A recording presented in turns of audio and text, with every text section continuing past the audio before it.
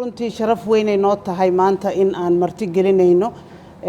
runtii wafdi ka socda dalka Qatar oo runtii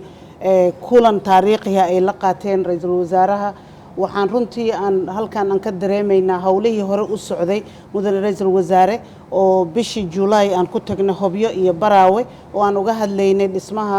arrimaha ku saabsan dekadaha iyo wadooyinka dalka Soomaaliyeed ma lagu horumarinayo dhaqaalaha iyo isdhaxgalka inay runtii ay arin bilow wanaagsan ay tahay maantana aan arkayna inay noo yimaadeen madaxdii ama mas'uuliyiintii ka socday dalka Qatar si ay hawshaasi u hirgeliyaan ama ay u dhameystiraan hawlihii hore loo bilaabay haddii ay ahaan lahayd wadooyinkii la bilaabay hadda dhismaheedii socda haddana waxa inoo socda maanta ay u socdaan wafdigaani in ay marka ay soo bandhigaan goorta aan ku haminayno in aan bilowno dhismaha dalka dekada Hobyo oo runtii ahmiyad weyn inoo leh dhinaca dhaqaalaha iyo xiriirka soo jireenka aan noo wada leenahay